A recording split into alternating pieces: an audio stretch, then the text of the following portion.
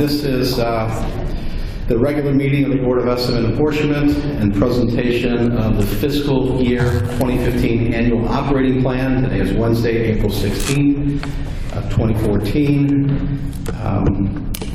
So this will now, the meeting will now come to order. Madam Secretary, will you please call the roll? Mayor Slay. Present. Comptroller Green. Here. President Reed. Here. Okay, there's one item deferred from the regular meeting of March 19, 2014, and it is a request from the Operations Manager Mayor's Office for approval of the amended request for an extension to the North Side Regeneration amended and restated redevelopment agreement. The extension will extend the contract to May 30th, 2014. There is, and there are several items, 7 items presented for the first time. Item number 1, request from the Comptroller's Office for approval of contracts and leases for various city departments is listed on Exhibit A.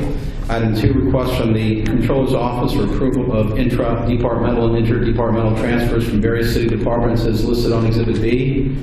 Item 3, request from the Comptroller's Office for approval of transfers between projects for capital improvement funds listed on Exhibit C. Item 4, request from the Director of Operations and Mayor's Office for approval to pay an invoice for an annual membership dues in the amount of $43,165 to the St. Louis Regional Chamber and Growth Association Fund 1010 Department 190 account number 5648000. Item 5, request from the Director of Airports for approval of a resolution and accompanying attachments. The resolution authorizes the Director of Airports to enter into and execute on behalf of the City of St. Louis meeting room use permits and to impose such fees as are established and provide for in the schedule of fees for the meeting room use permits. Attachment 1 is entitled Meeting Room Use Permit, and Attachment 2 is entitled Schedule of Fees for Meeting Room Use Permits. Item 6, request from the Director of Airports for approval of a resolution and accompanying attachments. The resolution authorizes the Director of Airports to grant display permits to local nonprofit or community organizations with terms and conditions that are similar to the display permit to the Missouri History Museum. Attachment 1 is entitled Display Permit with the History Museum. The display permit authorizes the Director of the Airports to grant such display permits to local not-for-profit or community organizations. Item 7, request for the Director of Public Safety for approval of a board bill number unknown. This ordinance appropriates funds to the Police Department and Missouri Department of Public Safety for funding to stop VAWA domestic abuse grant in the amount of $96,622.13, which includes $24,155.53 in matching funds. And of course, after we finish the regular agenda of our meeting, we will have the presentation of the fiscal year 2015 annual operating plan, which will be presented by Paul Payne, our budget director, and we do have some representatives from some of our departments here. So without any further to do, we'll take up the item that was deferred from our last regular meeting, and it is item number 1. There's only one item. Do I have a motion for approval? So moved. Okay, it's been moved. Is there a second? Second. It's been moved and seconded. Any discussion? Oh. Yes. I don't know if the attorney or anybody's here to explain to us what the plan is moving forward. I know that McKee was planning on sending somebody here today to talk on the issue. I don't know if they showed up or if they're here. Not aware. Is there someone here to explain this from the either the McKee or from the development organization?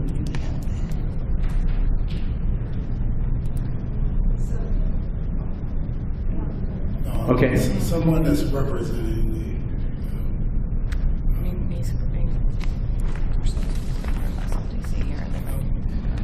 Oh, here he is. Okay, we have somebody from SLDC here to talk. My name is Bill Clendett, and I'm from Stone Lane and Gershman, and we represent Northside Regeneration. Okay, that's good. And basically, I apologize. We could have had Paul McGee here to explain how the plan is proceeding, but if there's any reason that he's not here, it's my fault. But it is proceeding, and we filed this, I guess, to ascertain that we're going to pay all the fees and reimburse all the legal costs, but really it wasn't anything more than that.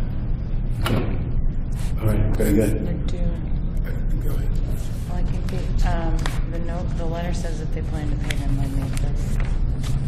Yeah, they plan on, there's a letter in the file that says that they're planning on paying the fees on May 30th, That's or by right. May 30th. Yeah, the fees to the city have been paid, the legal costs will be reimbursed by May 30th. And these fees, just for clarification for everyone, these fees are the city's legal fees, basically, you guys are paying. What's left? There's, we paid the fees due to the city, the TIF application fee, but it is the reimbursement of the legal fees due to the SLDC and to the comptroller that are left. And also, I think there's one other comptroller fee that's due. And that all, and that makes up to $57,000. That's correct. So the total amount due is what again? I think it's approximately $57,000. And then can you go into the reason for the request for extension besides the fees? Well, I think there was also, I think there was some consideration as we're moving forward towards on a TIF note ordinance about whether a further amendment to the redevelopment agreement would be required, just to make it sync up with the TIF note ordinance. We don't think that's the case now, but that was also part of the consideration back in February. So you're pretty much saying that you're solid on what you thought in February has changed, and at this date you have a better understanding of how the TIF note is going to link up? That is correct. And so you think that the May 30th date to pay fees may be out too far? Well, we originally requested 45 days. We would respectfully request up until May 30th, but I think it's very possible that we pay the fees sooner than that and execute the redevelopment agreement. Then I would move to amend the request to an earlier date than the request. And I appreciate your giving me that information, because we have, as of today, as you know, it's roughly 45 days from the February request date. And the May 30th date actually gives you another 45. And so if we want to just go ahead and get this out of the way and get this done, let us move the date to an April 30th date instead of the May 30th date. And that would be my motion, is to amend the date from a May 30th date to an April 30th date so that we could receive the fees in the city coffers sooner than later. Thank you. That's a motion, I'll second it. Okay, there's a motion, so you want to amend the motion to your motion to Yes, to bring the date closer to what's more April 30th? April 30th? to April 30th. I would amend your request for May 30th to pay instead to pay April 30th. Because now that you have more information that you're sharing with us, and you appear to be in a position to move a little bit more quicker so that the fees can be received within the next, I would say, what's that, 15 days? April 30th, instead of giving you a longer time with those fees. We do need to stay up to date and keep those fees coming in as they are due. So with this request, instead of giving you another 45 days, we'll just cut 30 off and just make it due in the next 15 days. Okay, thank you. And that would include, they have to sign the redevelopment agreement by then as well? That's correct. Yes. That's fine. Yes, so we're basically changing the request from a May 30th request date to an April 30th date. And that's what I would like to amend and change. And so I have a second? Yes. Moved and seconded. Any further discussion? All those in favor indicate by saying aye. Aye. Ayes have it, motion carried. Thank you. And item number 1, as amended, has been approved. Now, items presented for the first time, we have items 1 through 7. Do I have a motion relative to those items? So moved. So it's a motion to approve items 1 through 7 as printed. Any discussion? Is there a second? Second. It's been moved and seconded. Any discussion? If there is none, we'll have a vote. All those in favor indicate by saying aye. Aye. The ayes have it. Motion to adopt items 1 through 7 on items presented for the first time has been unanimously approved. All right, now we will move on to the budget presentation. And we have with us our Budget Director, Paul Payne, who will kick off that effort.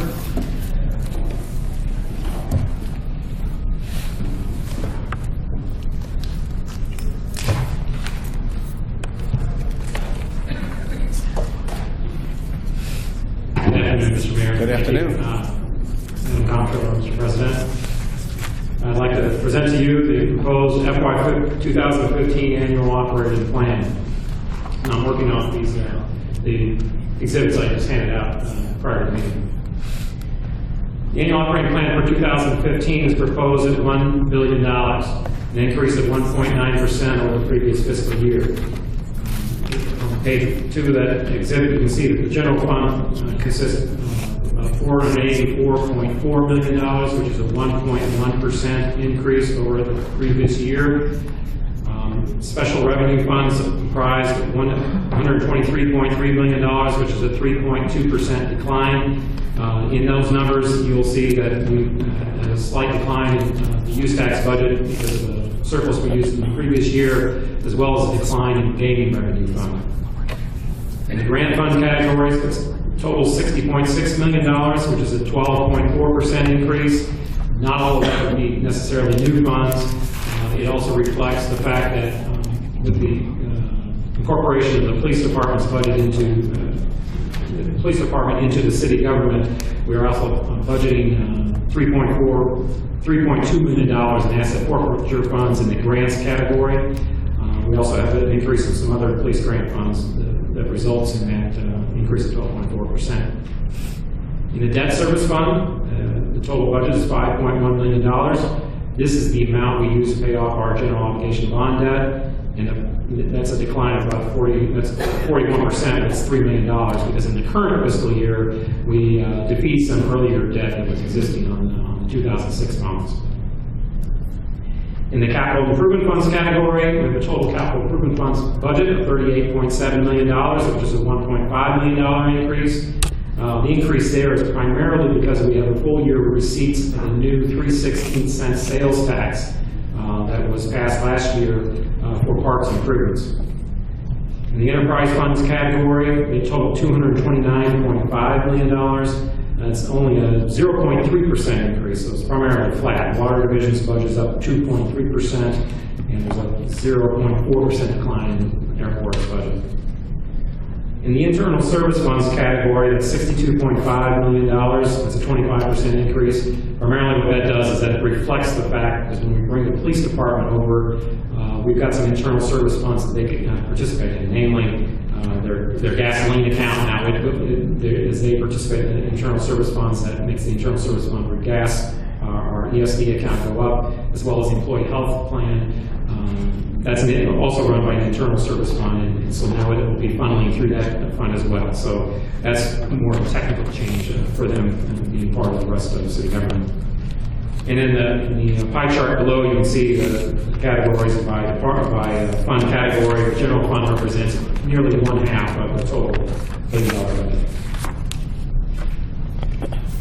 Going to the next page, just give an indication of some of the major what are the revenue trends we're seeing in the current fiscal year. Through the third quarter, earnings tax receipts are up about 1.5%. So that's a positive, but it's still somewhat modest. The individual portion of withholding are up 0.9%, and business taxes are up about 8.5% for the overall 1.5% increase. The long-term growth is about 2.1%, although the last 5 years has been about 1.3%. The payroll tax receipts year-to-date are actually down 0.9%. We actually had a strong year last year, so the comparison year-over-year is a tough one. And you can see from the quarter, it was down in the first quarter, recovered somewhat in the third quarter. Sales tax receipts, this is actually beyond the third quarter. This is the first month of April. They're up 3% year-to-date, which is actually outperforming budget. Positive results we're having this year. Overall, the current fiscal year, we're still coming in shy on revenue by about $2.5 million. But these three revenue sources comprise almost half of our general fund revenue receipts.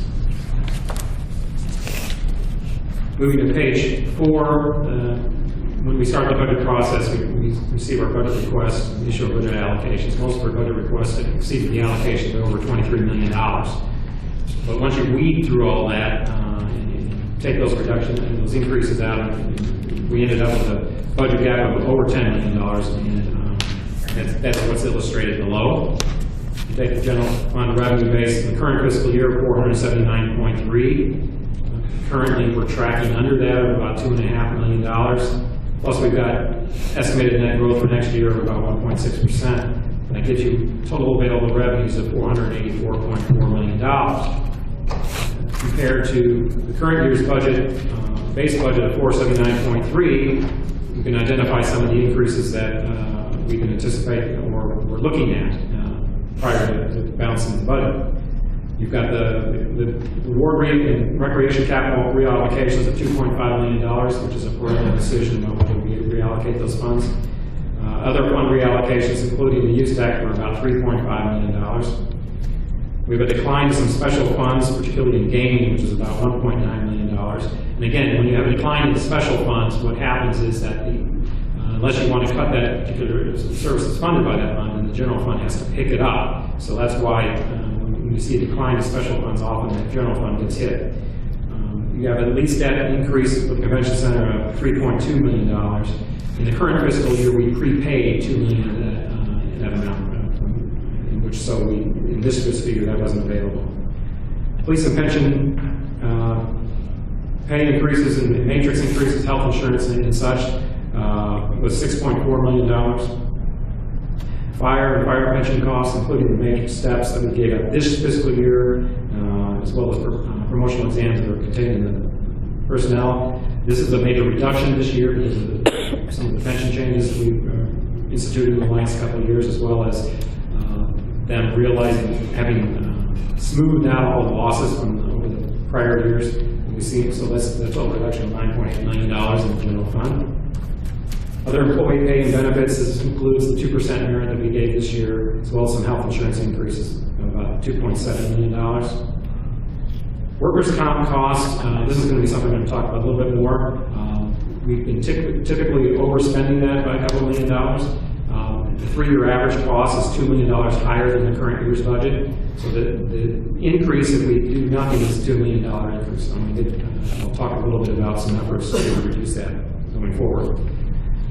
Planning and Development Agency's subsidy of about $400,000. That is an effort to put more general fund backing as we see continued declines in the block grant.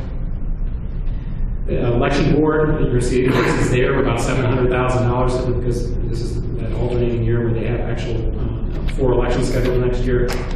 In the street department, you're going to see an increase of $750,000 for salt, increase in the salt supply. In corrections division, you're going to see increases in cost of medical, about $400,000 for our medical contracts.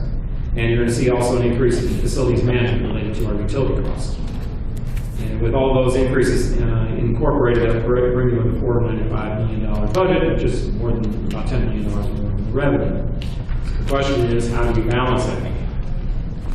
And going on to page 5, sort of a summary of how the budget's achieved. We have budget reductions of about $4.2 million, consisting of reductions in things like workers' comp, as well as other miscellaneous cuts across the department. We also continue some revenue reallocations, including in the capital fund and use tax of about $5.9 million. Now, on special fund balances, again, this year this was actually a cost rather than any sort of reduction. because while we had some public safety sales tax increases, there were other declines in other special funds which sort of negated those, and so we didn't have any benefit from that. Moving to page 6. This page focuses on payroll costs, which represent about 75% of your total expenditure. So anytime you look at trying to balance the budget, it's almost necessary that you focus on what's going on in payroll and trying to keep those costs under control. As I mentioned, the FY15 budget includes about $2.3 million for the full year cost of this year's 2% merit increase on employee anniversary dates, about an $800,000 increase in health insurance, and a $200,000 increase in disability insurance. ERS pension costs for non-uniform employees declined about $500,000 in the general fund. Now again, as in the previous year, we're not allocating anything specifically for increases for next year. Assuming it's close to what we did this year, the departments would have to absorb those costs. In the police department, this includes the full year's cost of the FY14 pay matrix steps, as well as the steps for this current fiscal year. It's about a $1.5 million increase. And their pension costs went down by $300,000. It includes a $4.4 million increase in health insurance costs, with the bulk of that being $3 million that was on prior encumbrance from the previous year as a budget balancing measure current year. So looking forward to this year, this coming year, that was an increase that needed to be budgeted for. The authorized uniform strength will increase by 5 positions to 1,251. Fire department includes the full year cost of the FY14 pay matrix steps of about $700,000 and health insurance of $200,000. Of course, the income, as I mentioned, the contribution to the pension systems, this is 2 systems, FRS and FRP, combined, we're down about $10.8 million in general fund, and I'll be talking about pensions in a later slide. The reduction of 7 positions in the inspection unit following the building division's assumption of duties and fire inspection duties. That brings us to an authorized uniform strength of 587, including 20 SAFER grant funded positions. And it still requires that those 2 doubled up units remain non-operational. Starting on page 7, I have a summary of some of the proposed cuts. I'll talk about a little of the increases across the departments. Most of it in general government and finance, most of it actually changes there were the increases. The personnel department had fire exams, 150,000. The PDA increase, as well as the city councilor having to absorb a couple positions on the general fund side because, again, some of the special funds declined. And then the police unit in the city councilor's office, we've absorbed about $600,000 in PFBC costs associated with local control. Otherwise, aside from those increases, there were miscellaneous decreases in increases in departments of about $100,000 net. In the city-wide accounts, this is where you're going to see the biggest change related to workers' comp, which has been distributed across the departments. What this budget proposes is that of that normally we get $2 million increase. It's taking those funds, distributing them across departments, and targeting a 15% reduction, which reduces that by $900,000. So overall, workers' comp is still up by $1.1 million, but it's targeting, by allocating it to departments, it's challenging departments, and it's working with department personnel and the law department to strive to reduce those costs. There were some other decreases in the citywide accounts. Unemployment costs were down about $200,000. The assessor subsidy is down about $300,000. Police communication subsidy, given that they're part of city government now, is no longer in the citywide accounts. And then there was a net decrease in the debt payments, for a total reduction, net reduction of $2.6 million. In Parks, Recreation, and Forestry, the biggest reduction there is a $100,000 reduction in the Forestry Division, bringing it down to about what they spent in FY13, and miscellaneous reductions. Otherwise, there was a shift of the park rangers to the police department, which is a reduction. And you'll see that as an increase in the police department's budget. And if you recall, we also used $340,000 in one-time parks funds as a subsidy to the parks department, and then that increase has been absorbed by the parks department in the general fund budget. In judicial offices, there were some minor decreases there. The biggest change you'll find is that the Office of the Circuit Clerk has been merged with the Office related to the General Courts. So those two offices have been merged. The Juvenile Division's cut 3 positions. And also in the judicial offices, there's still that $312,000 subsidy to drug court in the public safety sales tax funds. Moving to page 8, in the county offices, and there's other than that, the increase associated with the election board of $700,000. There has been some minor increases related to the medical examiner contracts and such, as well as recorder of deeds.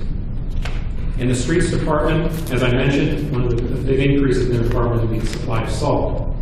On the other hand, one of the decreases we're seeing is we're recommending a reduction of five vacant positions, as well as the implementation of salary savings to help offset that increase.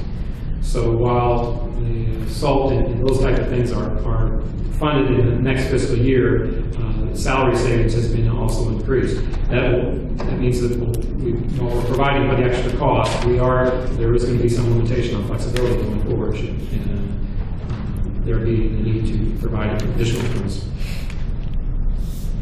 In the category of public safety, there were some minimal changes to the fire, other than the fire corrections changes I mentioned before, such as corrections medical and such. Fire department includes the reduction of 7 positions related to the inspection unit, and the building division picked up a couple of positions instead.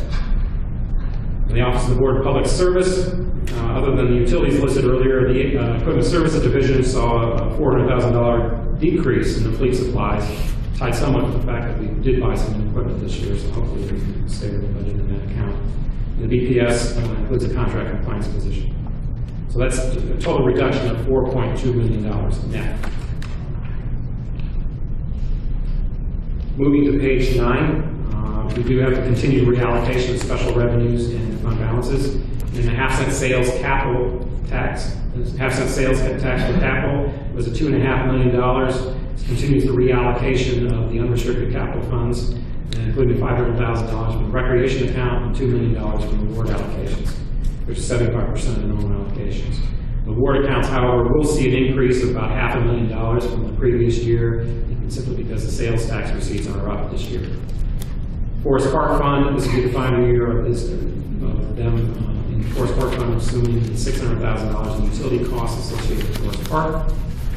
Public safety half-cent does still include the $300,000 of the drug court subsidy. We do have in the use tax $0.5 million in affordable housing fund reduction, as well as the $2 million in building demo funds that were reallocated in the current fiscal year. And below that, I just illustrate some of the special fund balances. You can see that both gaming, special fund, and excess use tax were all down, and only on the public safety sales tax were those contributing to the general fund. Moving to page 10, general fund revenue outlook. Got the earnings tax at $156.1 million, which is a 1.8% increase over the current fiscal year. Revised estimate of $153.3 million. Again, the 10-year trend rate on the earnings tax is about 2.1. 3-year trend rate is about 1.7. So I've got it a little bit in the middle there. On the property tax side, it's $57.3 million, which is a 1.5% increase. In the current fiscal year, it's tracking about 1.7. In the sales tax, estimated at 48.8, that is actually down 0.7% in the projection, simply because in this current fiscal year we're outperforming a bit. And our long-term growth in sales tax is not one of our strongest performers. If you look back 10 years, and you'll see that the growth rate is 0.3%, a little less than 0.5%. So typically when you see a year such as that could be boosted by such events as postseason baseball and things like that, you back off and from that, some of that one-time growth. The payroll tax at $36.1 million is estimated at 1.5% increase. Again, this current fiscal year, we're falling short of the payroll tax. It's down to the third quarter, 0.9%. It follows closely, though not exactly, the earnings tax because it's a different base. The payroll tax is based on, excludes not-for-profits and such. So it doesn't always grow in tandem with the earnings tax, but it's close. And if over time, its actually growth rate has been slower. So its estimated growth is 1.5%.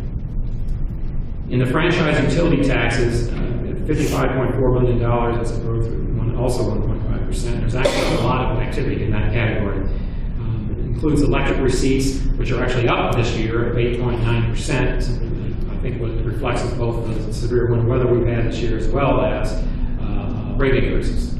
However, contrary to what you might think, natural gas receipts were almost flat, which means that even though the usage is up, the rates were down. So we've got only 0.3% increase in the third quarter in natural gas receipts.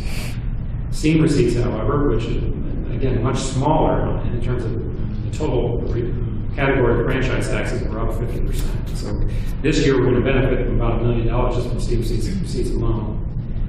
On the downside, we've got telecom receipts. They are down 11% year to date after adjusting for a $1.1 million one-time amount we received in the previous fiscal year. We're still looking at the causes for those decline. We know that landlines are something that have been declining over time, but we're also seeing a decline in the wireless receipts as well. So next year's revenues have been reduced over the current year's estimates. In intergovernmental receipts, that's showing an increase of $26.8 million, which is 12.7%. Most of that is related to estimated receipts of EMS revenues, which are currently trailing in the current fiscal year. There was some trying to catch up for this fiscal year, where we're basically anticipating that some of the revenues that were received next fiscal year will be from 2 months of lag time that we would have received otherwise in the current fiscal year. So because of that receipt pattern, it's going to sort of skew next year's receipts. So that's why they are up in that category. Under licenses, total estimates of $16 million. That's up about 0.7%. Most of the licenses are flat. We did see an increase this year in the amusement tax. And if you remember the prior year, we missed out on one Rams game because they were out of town on that game itself. So that actually contributed to our amusement tax performance. It's about $300,000 in total. We also had a soccer game which did that. But the big item in the license tax category is the graduated business license, which has not grown much at all, if anything. It's at historically low levels currently. It's around $7 million a year. And it's one of those things that stays flat because it is a fixed rate license. Departmental fees and fines at $53 million. That's a 2.4% decline. Some of the declines you can see in there are related to court fines. Of course, obviously, the red light cameras, the revenues being paid in escrow right now, so that would go down in that category. We also have offsetting some of that. We're also expecting some of our building permit fee activity to increase by about $1 million. And the other category of $34.9 million, that's mostly transfers in. That's a 2.9% increase. It's mostly transfers in from the Convention and Tourism Fund as well as the Sports Facility Trust Fund. That's actually a category which we've seen growth this year. Both the restaurant tax was up in double digits as well as the hotel tax, which was up 6% through the third quarter. So those were up. Collectively, they're small as a proportion of the total, but they had a good performance. Now, they are also affected out of proportion to special events and things like that as well. So when you're looking towards next year, you most want to project growth in trends. So you don't want to see, you can't assume a re-performance at that level. Looking on page 11, this is the expenditure outlook. I've covered a lot of this on the expenditure side. I did want to point out that you're going to see a lot of percentage changes in swings. But I've got a note there. This will, FY15 will be the first full year we've done the realignment of the police department units within the departments. So that's going to skew some of the percentages, and I can go through those. In the area of general government, at $22.7 million, that's an increase of 9.2%.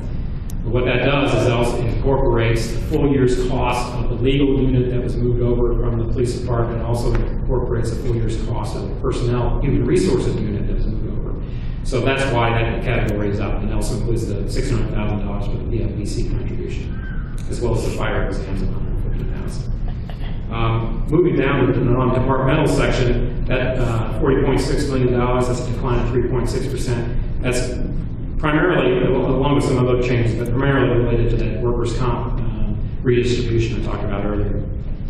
In the Parks Department, at $20.6 million, is a 2.4% decline. The biggest change there you're going to find is that the park rangers have been moved to the police department. So that's actually not a decline, it's just moving to another department. The same thing with judicial offices, that's $46.3 million, it's a decline of 1.7%. That would be the full year's cost of moving the city marshals to the police department. In the county offices, that is actually a 10.8%. $9 million is a 10.8% increase. That's the election board primarily, $700,000. The decline you see in the public safety, the 265.9, that is the fact that the police department is in that category. We've moved units out. So even though the police department is up, you're going to see a decline because we're moving units, some of the supporting units, to these other departments. So that's where that is reflected. And in the Board of Public Service, $31.3 million is an 8.8% increase. Well, most of that is because, as I mentioned, 2 units, both the Facilities Managed Division as well as Equipment Services, were units moved from the police department into that category.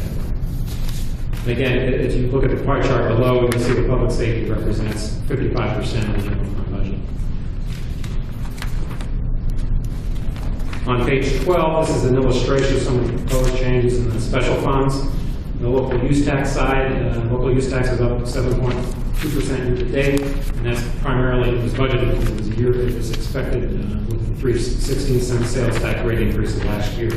Estimated to bring in $30.1 million, slightly above the revenue estimate. The FY15 budget of $32.5 million, however, is down about $1 million as the prior year contained some existing carryover fund balances. It continued, the local use tax budget continues reallocation of $500,000 in affordable housing funds, as well as, but with prior year funds also appropriated, the housing funds do total $5 million in total for housing programs. In the building demo funds, they remain at the reduced allocation of $1.5 million, which is the same as the current fiscal year. The health department budget is up about 2.3%. Primarily, most of its changes are having to do with realignment of positions among divisions, with a focus on communicable disease as well as family health. And the lead and building demo funds, these are funds funded primarily through building permit revenue. A couple of years ago, we had instituted a new ordinance to bolster the lead fund, and that was successful, and that fund is currently back to a positive balance. The building demo fund, however, still remains in the negative balance. That's why we're appropriating $500,000 from the use tax fund to supplement receipts of that fund. It still has a negative balance in excess of $2 million. The biggest decline in the special funds category we see is in the gaming fund. Its revenues year to date are down about 12% through the fiscal third quarter. Its budget of $7.4 million is down $2.7 million from the current fiscal year. It's because when you have a decline in one fund, not only do you have to reduce your revenue estimates, but you also have to make up for the fact that there would be a deficit in the current fiscal year. So it's like a double hit from that decline in revenues. And finally, in the Convention and Tourism Fund, funding remains funded for sister cities at $75,000 and Grand Center subsidy at $60,000. Moving to page 13, this is a summary of the capital fund budget of $38.7 million. It reflects the increase in sales taxes. Mostly, it's about $1.5 million up from the current fiscal year. That's mostly due to the full year's receipts from the 3/16 park sales tax. It continues to have some reallocations to meet citywide capital debt, and it meets the FY15 obligations, although longer-term capital funding is needed, thus the discussions on the general obligation bond issue. You can look at the pie chart there. The biggest portion of the allocation there is existing citywide debt, which totals $22 million.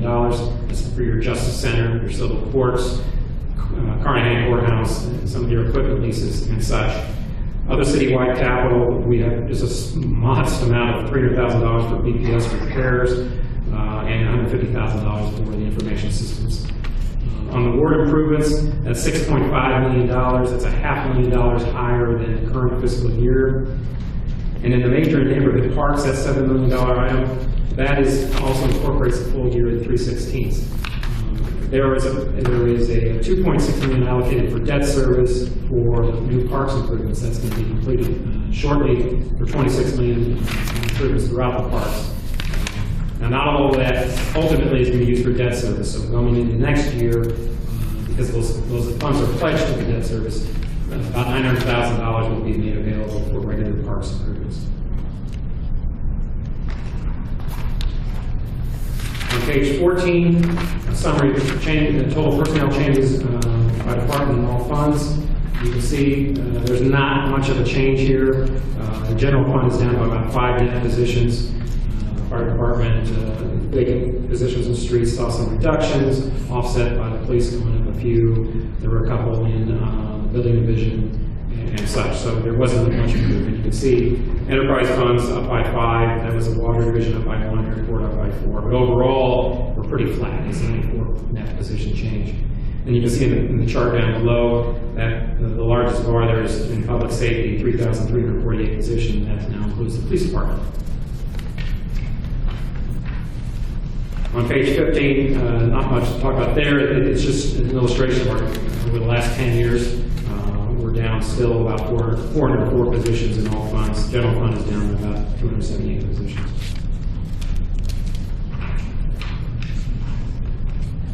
Page 16. We have this discussion every year about our pension costs.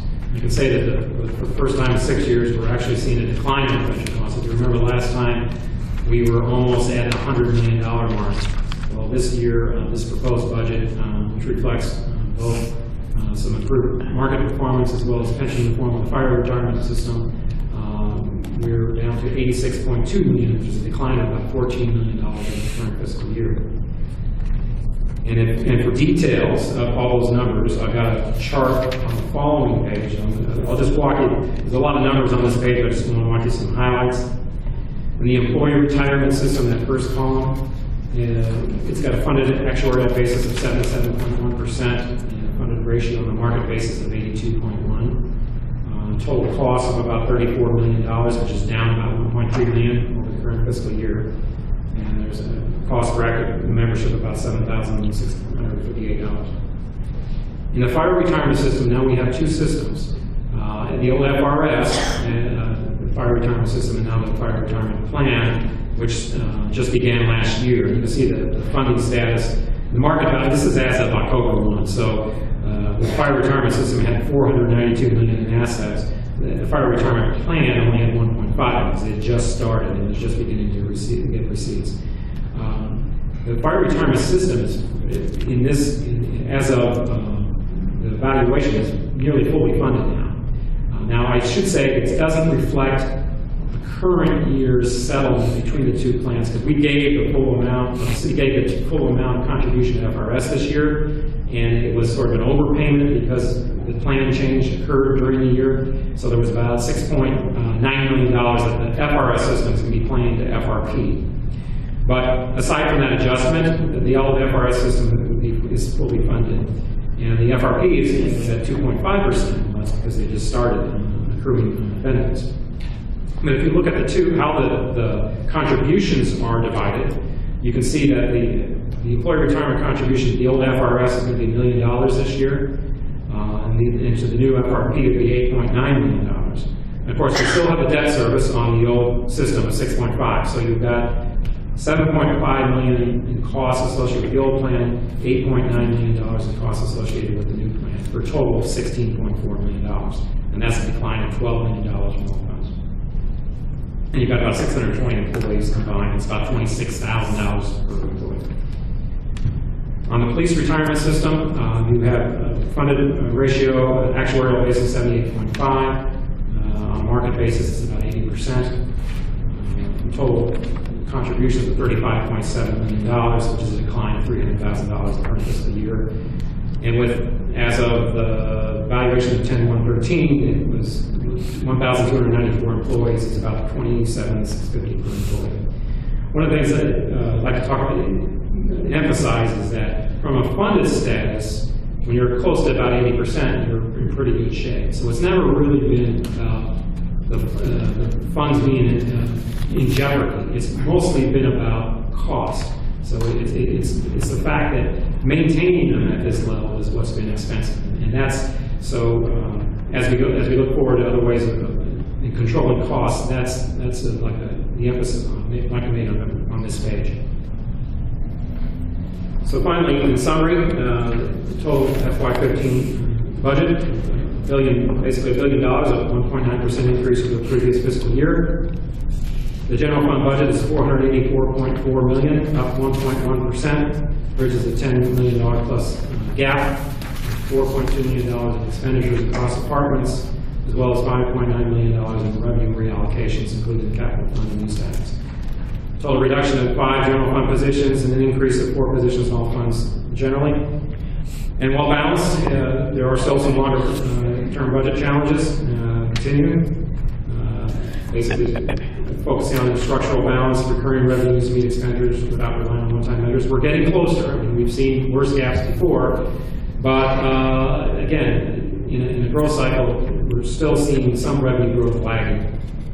We'd like to continue to restore our reserves, continue focusing on pension reform for all 3 systems, fully incorporating, as we continue to the police department operations and city government. This will be our first full year of that. And the financing of long-term capital needs for bridges, streets, and fire equipment, etc. And that concludes my presentation. Do we have any questions? Just statement. I want to thank you all because you guys, your department, you guys do just an incredible job on this budget. I know it's been a push for you, so I want to thank you for that. Can I have a question? Could you, and it's a question I've asked before, could you get a breakdown, and I know you may not have it here, but if you could provide us with a breakdown of what led to the decreases in the pension systems, right? So if you could provide that to us. Yeah, actually, I do. Of the 10 point, now this is aside from the EAM, which is the 1.3. We had about a $10.7 million reduction in contributions to the system. 3.7 of that would have been related to market changes. So all the losses have been run through this, smoothed out through the system, and we actually had a positive year last year. So that would be about $3.7 million. $3 million of that would be the fact that we changed the plan levels. And so you actually saw a decline in costs simply because on a going forward basis now we're accruing on a different basis, some benefit design changes. And then about $4 million of that reduction is the fact that the valuation method used by the system, where the old system uses something called frozen initial liability, the new system uses entry age normal. And what that does is where frozen initial liability upfronts some of the costs, EAN, entry age normal is known as, sort of spreads them out longer over the years. So that would be a $4 million reduction. So that's the primary, how that breaks out in terms of the reduction in contributions.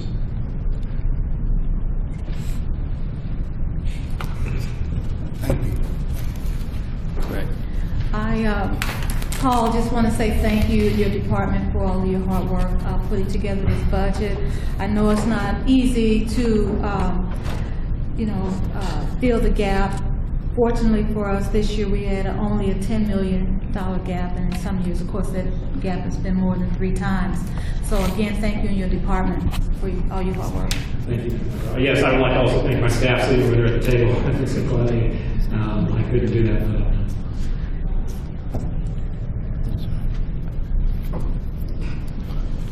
Okay. Any other questions?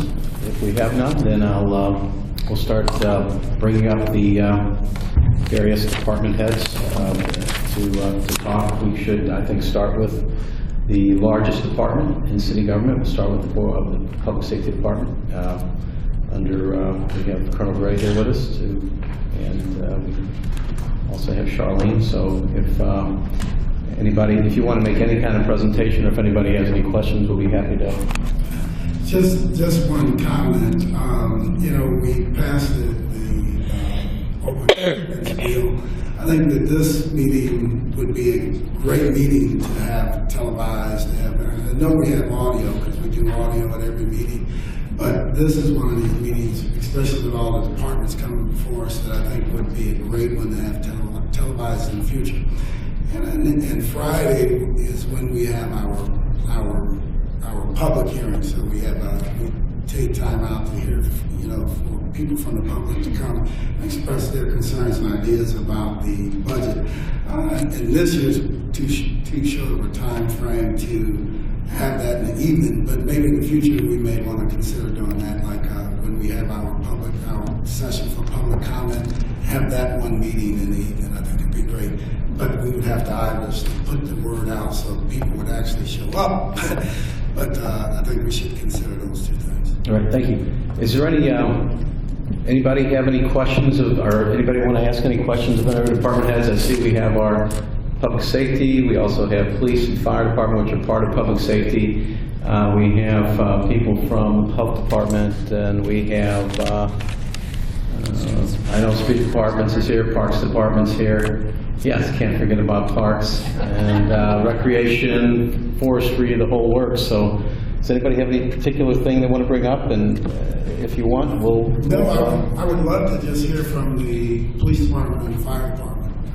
Because I know they did the redistricting and how some of those things are working, and then also an update from the fire department. Okay, we'll have the chief give us a little summary of whatever he wants to talk about, and then we'll open it up for questions. Talk about the budget for a little bit, then we can talk about the redistricting. As Paul talked about, this was the first opportunity that the police department had as part of city government to form a budget. So there were significant challenges as we brought our families together. But what we came out with out of that process was a budget that I believe is strong and one that I believe can further our cause of public safety in the city. The department met its general fund allocation and its request in the line items that you have before match what was submitted. The transfer of so many functions, though, doesn't create an easy apple-to-apples comparison. Basically what I'm saying is we look completely different now than we did a year ago or 2 years ago when we made our presentation. So there are a couple of things that I want to talk about in the budget as we've gone through. I talked about the police department's allocation, including pension costs and units transferred to other units of city government. Paul talked about fleet services, the buildings division, units were transferred to other city governments. We saw an increase in our budget of 3.52%. I think Paul talked about revenues growing in the city a little over 1%. I think Paul said the police department saw a growth in its budget of 3.52%. That translates to about $6.2 million. This increase does not include, though, the effect on our budget of a previous year encumbrance, $3.1 million, and Paul talked about it in health insurance.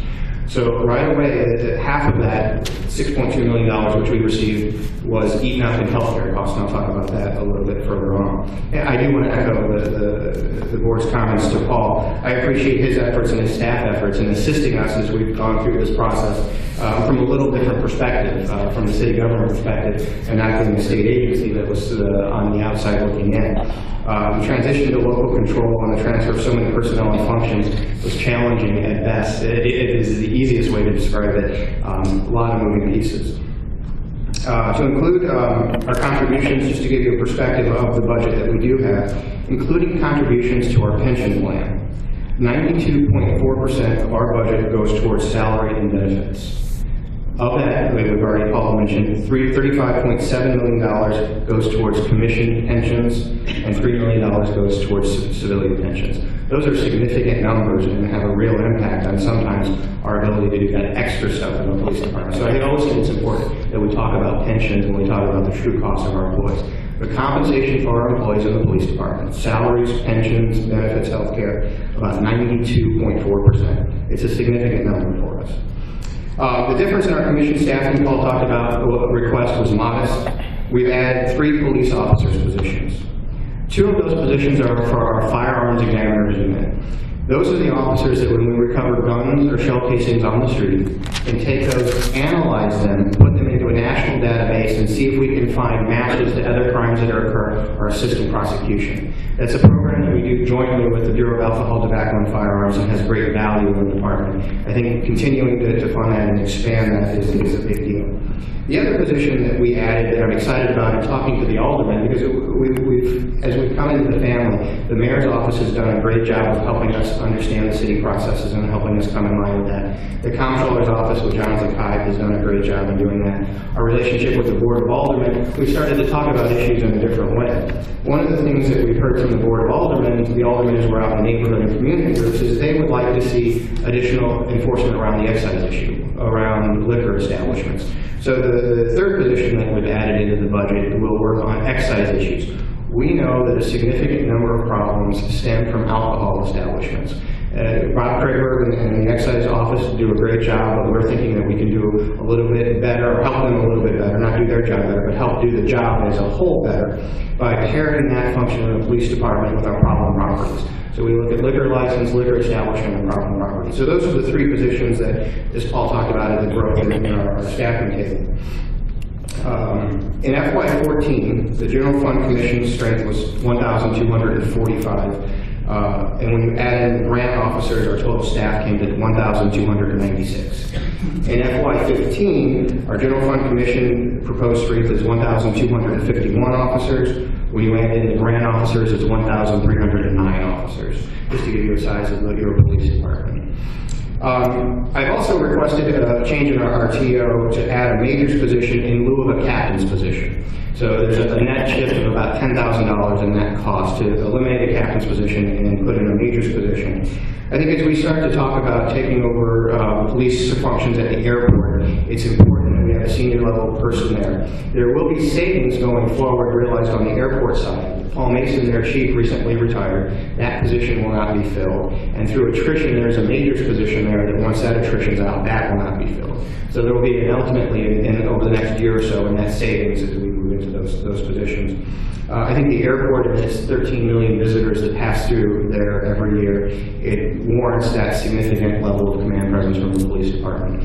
Right now, our target date for assimilation of those two departments is July 1. There are lots of moving pieces. That is a soft date right now. I could see July 1, I could see August 1, I could see September 1. One of the biggest issues are pensions, figuring out legislation at the state level because of the way that the PRS is structured and the police officers at the airport are in ERS, finding a solution for that, and one that is not cost prohibitive and restrictive. So we're very mindful about that. There is legislation moving through Jefferson City which would be beneficial to that. Just a question of will it get done or not. So right now target date July 1, but that's a soft date for us moving forward. And finally, in the staffing area, I want to talk about the COPS office awarded the city of St. Louis 10 police officers as a COPS grant. In order to match, there's a match that goes along with that. So we've added 2.5 full-time equivalent positions into the budget to cover the grant that goes along with that. That gets us to the 1251 number. I'm also concerned about overtime in the police department. We're on track this year to spend about $5.2 million in overtime. Overtime comes in a variety of ways for the police department. Officers at the end of their shift are required to stay over when they make an arrest. Court time on days when officers are on vacation or off. We do a great job of working with the courts to try and schedule that, but it's not always possible. And then we use overtime for projects like hotspot policing in some cases. We use very little overtime for special events like Fair St. Louis, like Mardi Gras, the events that happen very little. And just to give you an idea, if we, less than $11,000 this year, I believe, the last time I looked, had been spent on overtime for special events. Most of that is done on duty, and we really try and staff that without impacting the neighborhoods. So I'm always concerned about overtime. The benefit to overtime, and the way that I try and leverage it and maximize it, is that it costs more to hire a full-time employee. And so I can use overtime to police neighborhoods without having to hire a full-time employee. I can pay for 4 hours or 8-hour increments and not have to hire an employee for 40 hours a week. So we do a lot of hotspot policing, a lot of work in the neighborhoods by using overtime. And so I'm always sensitive about our spending in overtime, and that's some area that I watch closely and make sure that we get a payment, a dividend for that in the neighborhoods, but I'm always concerned about our overtime. I feel fortunate, and fortunate is relative in this, seeing only an 8.1% increase in health care costs for the police department through United Healthcare. Just for information, the police department and the city are separate in their health care plans right now as we came over from the state. I want to thank Monica Green and Rick Frank, and Monica who was one of our employees and now transitioned to personnel, and Rick Frank for their work with our insurers to help keep this number down. So 8.1% was our increase in our health care. Unfortunately, as I said, in FY15, we will not have the advantage of a prior year encumbrance of about $3.1 million. So going forward now, we'll have a true comparison of the healthcare costs, but I don't have the benefit of that $3.1 encumbrance. Kind of an interesting note about that, the department's healthcare and dental coverage per employee is $1,464 less than the city's cost for a lesser plan. So as we go forward, we may want to look at perhaps keeping the police department and their employees separate, because there's about a $1,400, almost $1,500 savings per employee for healthcare in the police department compared to the city. Since September 1, when local control went into effect, we've hired somewhere between 15 and 20 employees that we are paying the higher insurance rate for. So as we go forward, we may think about ways to reduce. And while it's an incremental cost, it's still a cost that we have.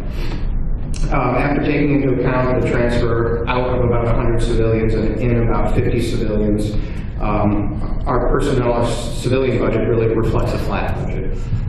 That is, there aren't any additional positions in the budget, and the budget only reflects the 2 merit raises that Paul talked about in the current year. I would have liked to have added some administrative positions. We're working very closely with the comptroller's office as they introduce New World, which is a solution which will help make all of our lives in city government easier. We are having a little bit of a learning process going from our electronic systems to paper systems. We're fully invested in New World and hope that as going forward saves us some time and effort on the police department side. A couple of things. I cut the request for capital equipment from the general fund. There are no cars in the general fund. We look for alternative means to fund cars for the police department. Perhaps money saved at the end of the year could be used to purchase cars as they have in the past. Just for reference, the police department has a fleet of about 700 vehicles. The last count, 110 of them had over 110,000 miles. I believe is how it was. So we're always looking for creative ways. We've received grant funding in the past to purchase vehicles. We're always pursuing grant funding, but there are no vehicles in our budget as presented to you today. Kind of a unique thing that happens once every 10 years or so, the department's sidearm is in need of replacement. The current weapon that the officers carry on the street is a 92 series Beretta, 9mm. That gun is no longer made by Beretta. It's important that our officers on the street have similar platforms, so it would be an officer safety issue if we were to leave some officers with this 92 series and transition other officers to a different style gun. So we're looking on ways. There is no request in the budget for sidearms, but here's what we've been working with Paul Payne to do. We have a significant supply of historical weapons that the department has accumulated over time. Those have value, and the cost to replace the department's sidearm is about $1.2 million. We think that if we sold our guns, our historical inventory, we could probably come up with somewhere in the neighborhood of $700,000 to $800,000, which could do that. The guns do not have to be replaced in the same fiscal year. We see this as probably a 3-year process, so we're planning on liquidating that inventory of historical weapons that we have, putting that money into a fund that can be used to purchase new guns and transition the department from their 92 series Beretta to the new platform. We're currently talking to the FBI about the weapon that they use, talking to St. Louis County, and we're moving forward in that area. I said we currently don't have vehicle replacement, and we'd be hopeful that at the end of the year, if there is money available, that we would be able to move that into some vehicles. So I appreciate the time to talk about the budget. We'll talk about redistricting really quickly. As the mayor asked, redistricting started on January 27th. We are about 3 months into that. The early reports about the data are promising. Our goal was to put the same number of officers in each district, balance the workload, the calls for service in each district, and have essentially the same amount of crime in each district. Those 3 things have occurred. Despite what you will hear in the news media, crime continues to be down in the city of St. Louis. Crime is down double digits so far year to date. Total crime is down double digit. Person crime, I looked this morning, was down over 7%. Aggravated assaults and homicides are always a challenge for us. We've seen an increase in homicides of 12 this year. At this time last year, we had 28. Today, we have 40. Aggravated assaults, the difference is single digit. I look, we have 9 more aggravated assaults this year than we did last year. I think it's always important to have context around crime. Any crime is too much, any spike is concerning. But crime in the city of St. Louis has continued to move in a downward trend since 2006. Crime is now over 50% in the city of St. Louis. So spikes are barometers for us to respond and to put resources. That's why we started the Hotspot Policing Initiative today in the Tower Grove South neighborhood. We will be there for a week. We'll take a couple days off, and then we've already identified the Wells Goodfellow neighborhood as our next destination for hotspot policing. Our goal is to reduce all types of crime in both of those areas going forward. When we move into Wells Goodfellow, we'll identify the next area after that. So crime, while topical today, overall is trending in the right direction. Spikes will happen. Crime goes like this in any environment. We have a great partnership with Rick Rosenfeld at UMSL, who is giving us guidance on some of the tactics that have worked in other cities that reduce crime, and we're going to continue to do those. So overall, our budget is one that we can work with. One will continue to lead to reductions in crime throughout the city, I hope, and I'm happy to answer any questions that you have. Any questions? A couple of them. Number one, as usual, you do a fantastic job of going through a huge amount of data very quickly. First thing, on the issue of crime, right? I think the police department, you guys play a role in it, and you guys do a great job of playing your role in it. I think the challenge is we need to expand it beyond that. We need to begin to take a look at some of these things that are outside of your control, our control, and things of that nature, like summer jobs for youth and all of that stuff. I think all those things are going to play a major role in our overall crime picture. So I think you guys continue to do a good job with the role that you play. We need to look at how we get involved in education and some of these other things that play a role in our overall crime number. As the couple of other questions, we're looking at the Jill bomb, and can you just real briefly talk to us about how that can have an impact in your department's ability to do its job? Yeah, we're leaning towards technologies to help us be smarter, faster, to be a force multiplier. In the bond issue that's coming out, we have technologies to build out our real-time intelligence center. And I'd be happy to make a presentation to you or to the Board of the Public Safety Committee about really what that looks like. It's modeled after what's happening in Kansas City, in Philadelphia, and Charlotte-Mecklenburg. What we're finding is that you can leverage technologies that are already there, video cameras, for example. Chicago has, let's say, 22,000 cameras. Only about 7,000 of them are owned by the city. The rest are privately owned cameras that the city has access to.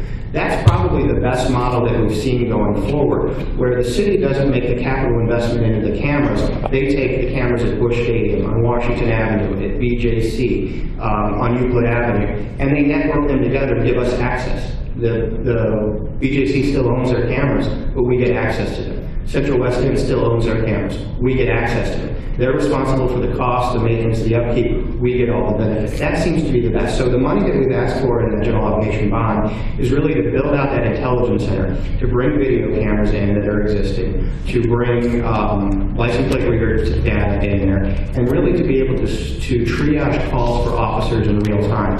The video that I have from Philadelphia shows how that real-time intelligence center, in a matter of minutes, we were able to solve a robbery that occurred in the subway because they had access to these cameras. So I don't have cars in my request for the GO. I don't have guns, because guns are a 10-year solution, they're not a 23-year solution. But the real-time intelligence center, I believe, would be the foundation that we can build on to really, from a crime fighting perspective. I agree with you that we need a generational solution in the city. My concern is that while we're waiting for that generational solution, the police department is the only one that responds at 10:30 or 11 o'clock at night when somebody calls. And so I agree we need to invest in that, but we got to keep doing what we're doing too. Absolutely. Hopefully, you didn't take that away from. No, I didn't.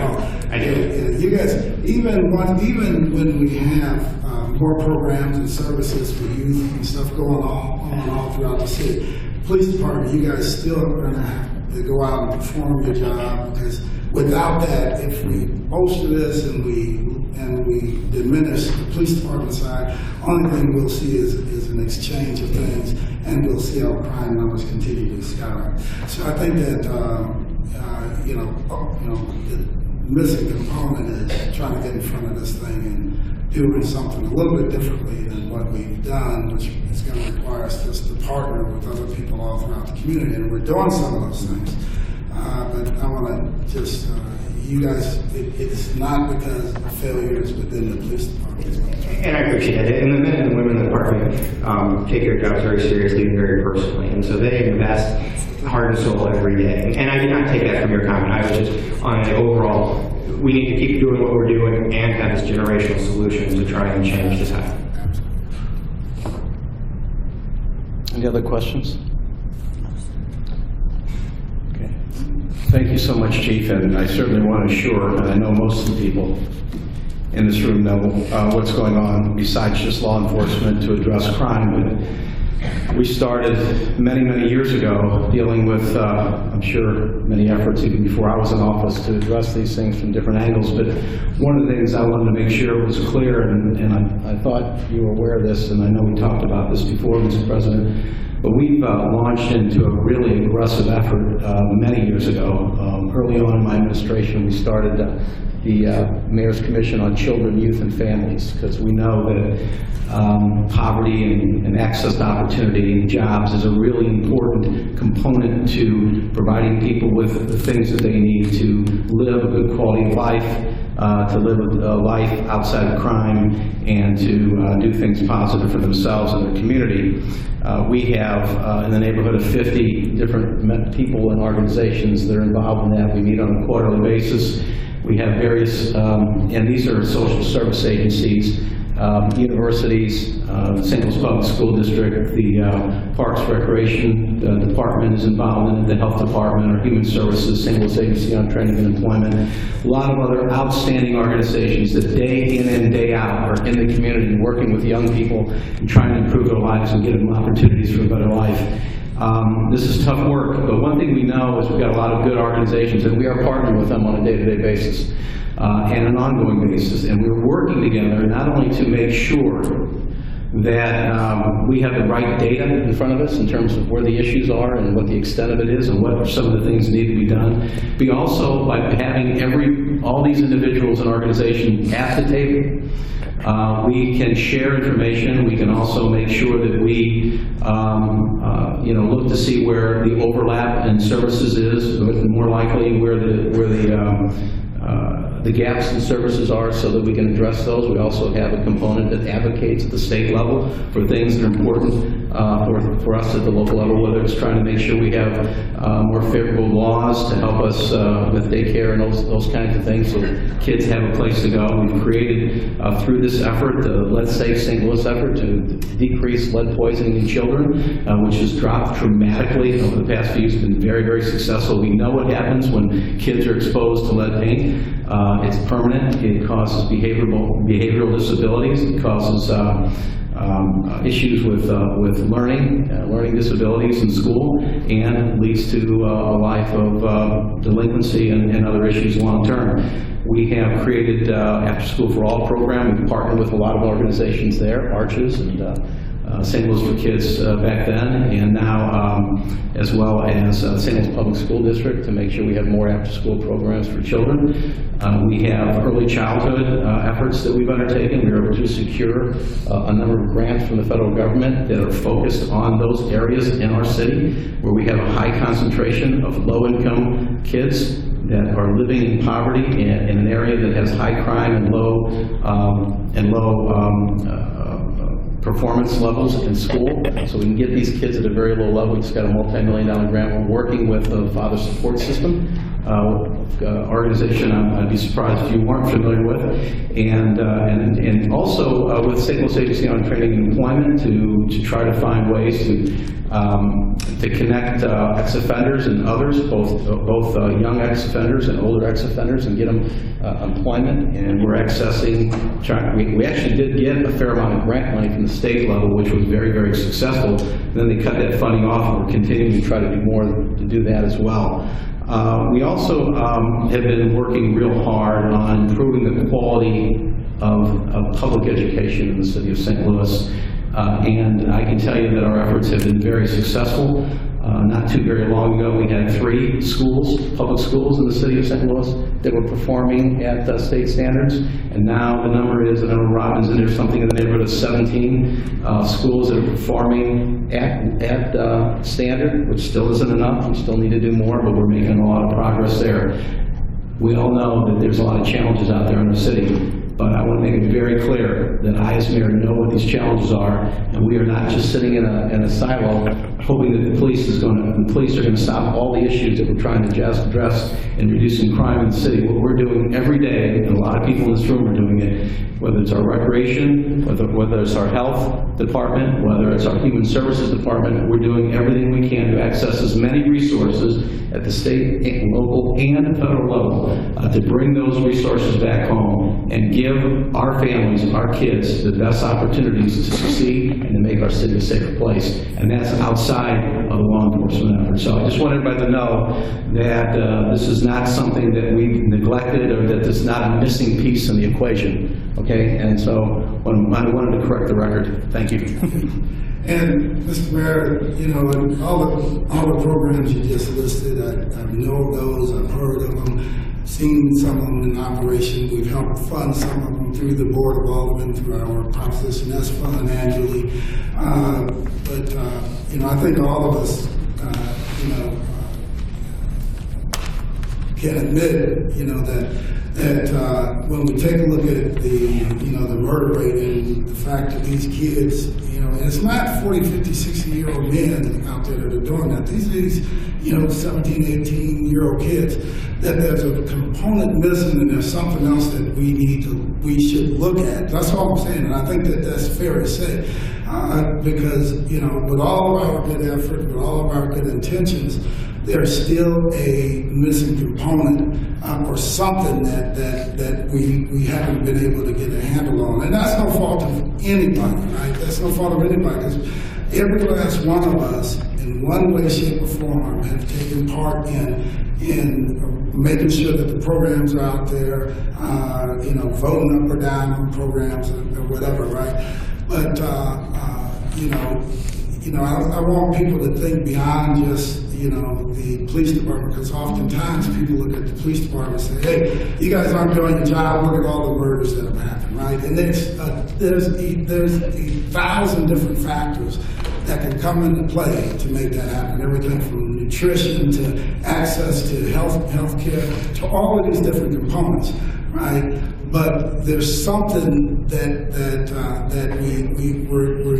we're possibly missing, and I think it's just always a good idea to go back, look, and reevaluate, like you said, we're doing with some of the nonprofits and things to see what, you know, where there are overlapping services. If we find overlapping services, and we can augment some of those things to begin to change some other dynamics that will have a greater effect downstream, I think we should do it. And I think we should do that on a regular basis. Yeah, and the other thing is we do have, we're working on, I know Pam's here with our Shape Up St. Louis effort on nutrition. We have an effort that came out of our children, youth, and families as well that included and includes a regional youth violence prevention task force that has, we started a summer jobs program for children because we lost federal money.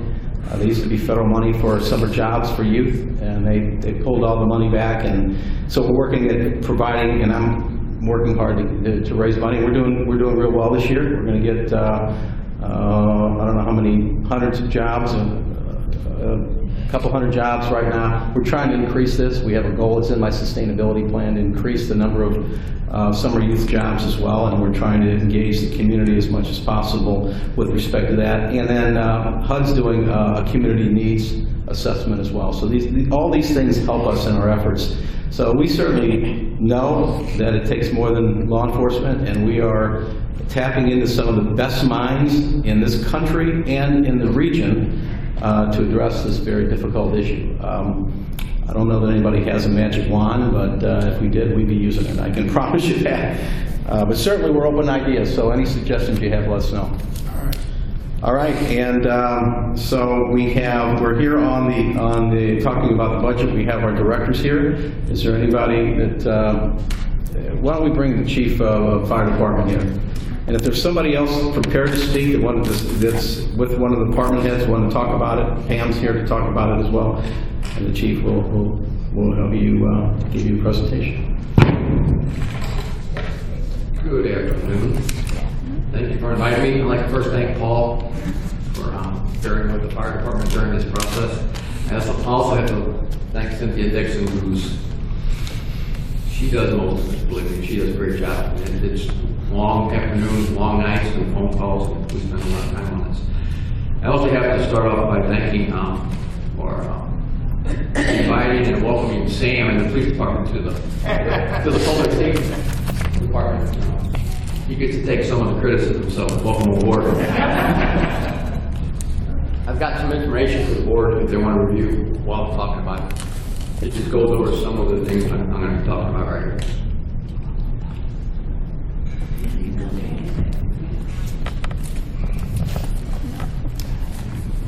I'll try and keep this fairly short.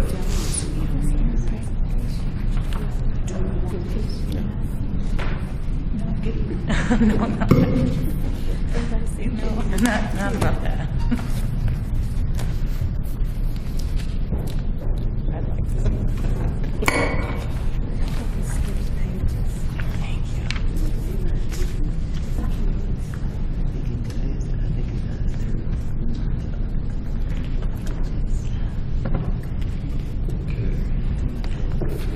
With this year's budget, we really tried to keep a fairly flat budget, a fairly flat request.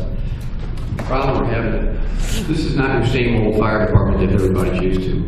I mean, the technology age is caught up with us. We've used several grants to enhance our capabilities. Most of the additions that I've asked for with the fire department related around those type of enhancements to the fire department. We asked for 6 additional positions within the fire department, none of them being badged or uniform positions. These are all positions that we needed to help out with various departments within the fire department. Electronic instrument technician. I've got information with inside those packets that explains what each one of those do, so I really won't go into that. All of our trucks now have computers on them. We have automatic vehicle locator systems on them. We're able to get information on every building in the city, who owns it, what the occupants do, what type of materials are inside these buildings, and those computers are very important they enhance our ability to respond and also protect the firefighters and also protect the civilians that live around these occupancies. So we asked for electronic instrument technician, an accountant 1, human resource manager, accounting manager 2, and 2 technical support specialists, and all of their duties are outlined in the package. And I don't think Paul granted any of those at this time, but it is worth a discussion, and it is very much worth reviewing and see if it's very much needed at this time. There was also a reduction that was made within the fire marshal's office of 7 members due to the enaction of the new fire code of 2009 IFC code. Within that office, I have 1 deputy chief, I have 3 captains, and 9 firefighters. That's the entire department. They're trying to take away 7 firefighters. That's going to be, that could cause us a little bit of an issue within the city. That department, I think, is one of the most important departments in the city. They provide for education and fire prevention. That is the most important part of the fire department. That's where we reduce our fire deaths. That's where we improve fire safety. We go and educate people. It's just a very important part of that.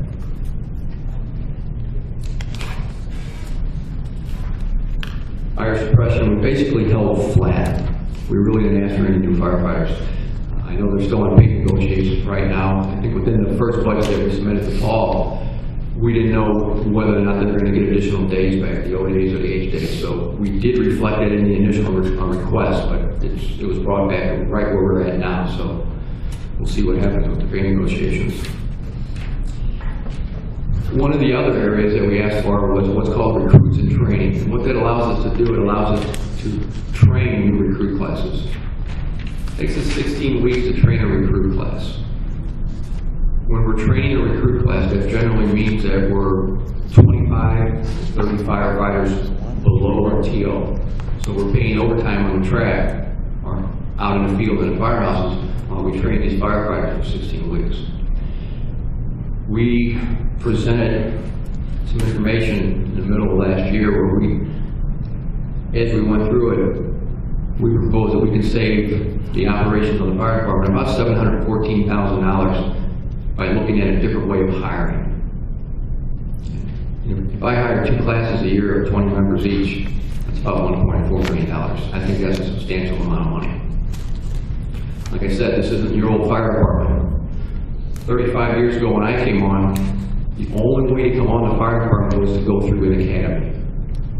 Now most of your junior colleges teach firefighter 1 and 2 in the EMT license. So there's another way to get that. We've worked for approximately 4 years with the junior colleges in the area to change some of the standards that are required to get into the junior colleges. We had an issue with some of the schools in the city. We corrected that with the junior colleges. Any child right now that comes out of a high school in the city that has a 2.5 grade point average, 90% attendance record, 50 hours of community service can go to the junior colleges for free for 2 years and include books. 2 years ago, the St. Louis Fire Department started a fire academy at Forest Park Community College. We've got 6 instructors over there who are current firefighters. The dean of the school is a retired firefighter with his master's in education, so he runs the entire school. So far, we've put through about 10 classes over there. It just makes sense that when we go to hire new recruits, that we already know that they want to be firefighters. They've already got the certifications to do it. What that eliminates is hiring somebody, they just want to be a firefighter. We get them through 8 weeks of class, and all of a sudden they decide that this really isn't the job for them anymore. So there's quite a bit of substantial amount of savings with this idea.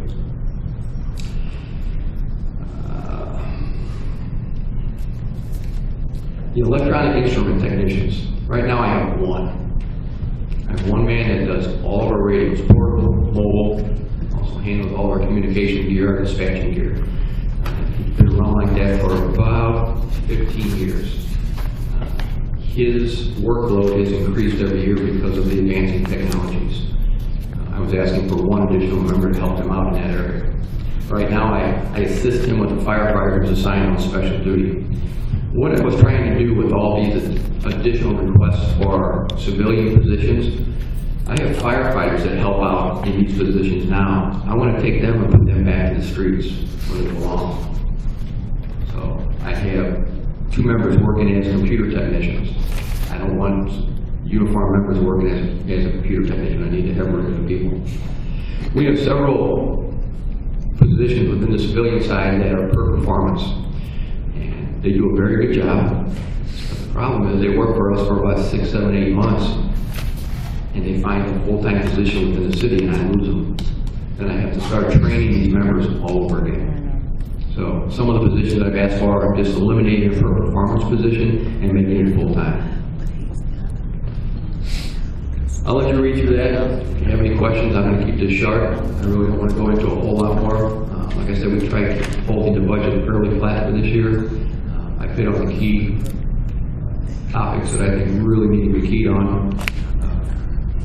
The civilian position is probably one of the biggest things that can help our department right now. Okay, Chief, what I will say, thank you. First of all, probably every single department head can come up here and tell us what's wrong with their budget and how it can be improved, but I'd like you to address these with your supervisor who's here. Would be Colonel Gray. Okay, no, absolutely. That's the best way to get that, your issues addressed. Mm-hmm. Thank you. Last question. Just a quick question. First, thank you for coming, Chief, and thank you so much for going through this budget. I appreciate it. certainly appreciate all your work that you do and the department does, and I know everyone here does also. But the question I have is on program, where you have under Program 1, Fire Prevention, and it talks about the 7 firefighter inspectors. Can you elaborate on that a little more, just so that I can understand clearly what the impact be? Because I think the building division will do some of those things now, right? Can you talk to that? Can you expand on that a little bit? Fire department is broken down into 6 districts Okay. with 7 inspectors. Each inspector has their own district within the city, and they pretty much establish themselves and visit all the commercial properties within that district and do inspections with them and provide education and prevention measures within that district. The downtown district, central west end, and corridor district are more heavily populated with commercial type buildings and high-rise buildings. So we assign an extra jumping technician or inspector to handle additional requests. We provide all of the evacuation drills and disaster type drills and work with the occupants to make sure that they understand what's required of them should there be a fire in the building. By moving 7 inspectors, that easy to. Now, with the 7, can you keep up with the workload you have already with the 7? Like I said, that's going to be the going to have to work out. It's still going to be. It's a difficult task, I'll put it that way. Okay, so with the 2, ultimately, what would that impact, especially now that we're getting ready to go into growth and things are moving, and assume that the nets will continue to grow in the city and that kind of thing. What is your professional concern with it? If you feel comfortable answering that answer, if not. Well, the professional concern always from the fire chief is the fact that you want to keep fires down, you want to keep injuries down, you want to protect the public. And the biggest part of that for the fire department is prevention and education. And that's what the fire marshal's office does. So in your professional opinion, it'll be very difficult to hold up the prevention side without those 7 fire marshals. Well, it's always going to be a challenge due to reducing the workforce that handles that type of requirements. But if we can find a way to shift some things around that to add back in it again, that would be helpful. As I said, Chief, you have issues, go through your supervisor. Understood. All right. Thank you. Thank you. Thank you, Chief. Director, Health Director Pam Walker. Thank you. Thank you. I always like this opportunity to brag on my department a little bit and what we're doing. We've got a $27 million budget. $5 million of it goes straight through us to safety net. $7 million of it goes to HIV and Ryan White Prevention and Services, 90% of that straight through to our partners, which leaves us with a $15 million operating budget. We have 146 employees, and they are working their butts off. We have been incredibly busy this year. We've been very involved, as you know, in implementation of the Affordable Care Act, very vocal about the need to expand Medicaid. The numbers aren't final yet, but preliminary numbers are we've enrolled 30,000 people in the region in the Affordable Care Act. We've enrolled 20,000 people in Gateway to Better Health, and we found 20,000 people, almost all kids, who were eligible for Medicaid that didn't know it. So almost 70,000 people enrolled in the last month in access to care. Without Medicaid expansion, we're going to have a really hard time getting to the rest of the people that are uninsured. They're in that Medicaid gap, which is really critical when you're talking about the violence issue, because the Affordable Care Act provides mental health services that we've never had before to a population that needs it desperately. And so we're really pushing for Medicaid expansion for that reason. Also, in the violence area, the health department can have a big impact and I think really help address things outlined in the mayor's and the regional violence prevention task force related to prevention and intervention. So things like self-esteem, anti-bullying messages, a violence prevention media campaign, access to healthcare, access to mental health services. I serve on the Child Mortality Review Committee. Through our efforts of assessment, assurance, and policy development, we're working with a lot of partners in that area, beginning to put some things together. Right now, we're doing a gap analysis of who's doing what in the city, so we can start assessing effective programs and really focus our efforts on the prevention and intervention programs that work. The other thing I really want to brag on Commissioner Moore about, she got the first National Institute of Health grant that the city's ever received to address disparities around obesity. It's with the Morehouse School of Medicine. It's about a $50,000 grant, so that's an example of us continue to try to increase our grant base to keep operating. Also, we had 13 days to move our STI services and our TB services from ConnectCare without an interruption of services, and Commissioner Moore did that. We did not miss one day of services. We got no complaints from anybody who needed those services in that very limited period of time. Just some other outcome measures. We did 510 food inspections this year compared to 483 a month last year. We linked 136 HIV clients to care. They were positive, but they weren't care. We responded to a 14% increase in food recalls. That's very labor intensive. 4 years ago, we had 60 special events that we worked. Last year, we worked 203. HIV is down 23.8%, chlamydia is down 0.9%, gonorrhea is down 2.6%. Asthma, we dropped from #1 on the Asthma Allergy and Asthma Foundation's list of asthma capitals of the world to 55 this year. You mentioned lead. At one point, 1/3 of all the kids that we tested were lead positive of over 10. That's down to this year to 1.9. For kids that are under 6, that is down to 9.3%. So we're continuing to lower that rate.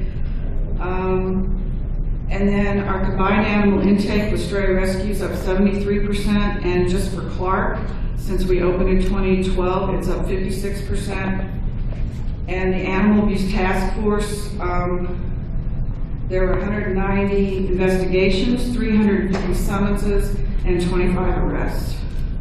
So, quick summary of our budget and where we are and what we're accomplishing with little resources and a few staff that work hard. Thank you very much, Sam. Pam, and I really do appreciate all. You have to rhyme for the city. Yeah, I really appreciate your leadership on all these issues, including the Affordable Health Care Act. I mean, this is something that's extremely important. We're getting more people covered and access to health care. And I think sometimes people forget about the Gateway to Mental Health collaborative that we have with St. Louis County, the state, the federal qualified clinics, as well as private hospitals, to access the maximum amount of federal dollars so that we can provide a safety net so people without insurance can get covered. I read recently about 28,000 people are participating, city and county, and getting good health care that they would not otherwise have. And it's been a good resource, too, to get information from people who might be eligible for the Affordable Health Care Act, which has been part of our effort to try to get as many people enrolled as possible. So we bring $25 million a year into the city with that program. That's 25, plus we put $5 million into that, so that's an important component as well, to make sure that people are safe and they have their proper health care. And the other thing that I didn't mention before, but one of the things that began just when I started in office and I helped raise the money to get it passed was the Affordable Housing Commission Trust Fund dollars, which we have in place, and we've used that to leverage a lot of private money so we have more affordable, more quality, more safe living environment for more people in the city of St. Louis. And I think all these efforts, you know, we're not going to eliminate crime completely, but when you talk about a 50% drop just in the last 6 years, it's something that has to be encouraging, but doesn't mean that we're even close to where we want to be. So. Yeah, you know, one of the specific things when you talk about the teens and the violent crime that we're seeing around teens that we've just started doing is through the work of the Child Fatality Review Committee that I'm on, the hospitals are on there. So the children's hospitals are starting to make referrals now when they do a fit for confinement for a juvenile to Better Family Life, so that you have that immediate intervention in whatever's going on in that family.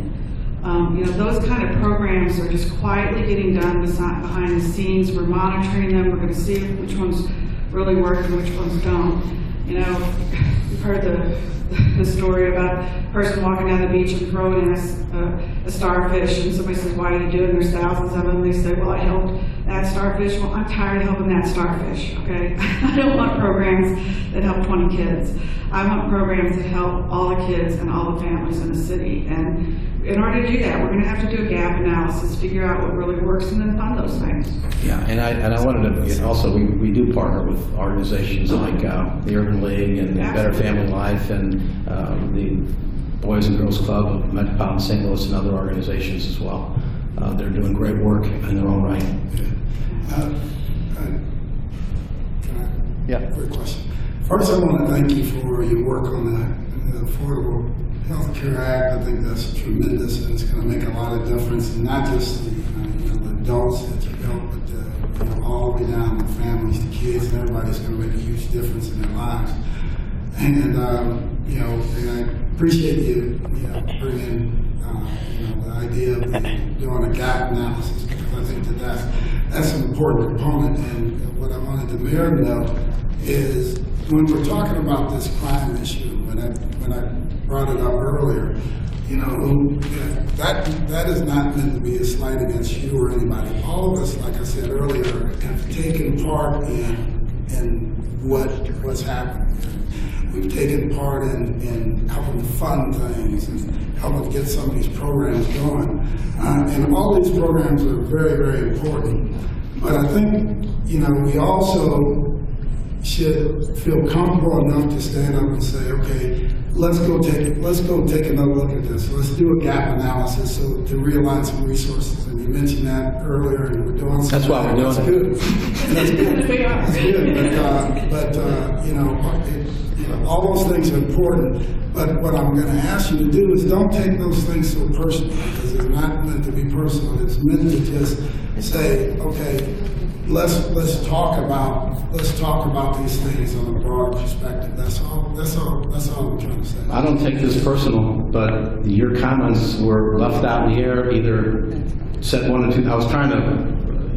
It sounded like either you didn't know what was going on, or you were accusing somebody of leaving something out of the equation. We got to do stuff better. So I want you to know that we can always do stuff better, but there are things that we're not doing that we ought to be doing. We'll figure them all out. But we're going to keep working on it. But I just wanted to make sure that there was no misunderstanding here. We know what the issues are. We're working on them, and if you don't, I'm happy to give you all the information you need to know, and any ideas you have to improve upon that, we welcome them. Let me just say this. Just by the mere fact that we continue to see kids get shot up in our streets, something has been left out of the equation, right? And we need to be man enough to stand up and say, okay, something has been left out of the equation. Now what can we do to change our course and direction to begin to meet those things? That's the only question I had.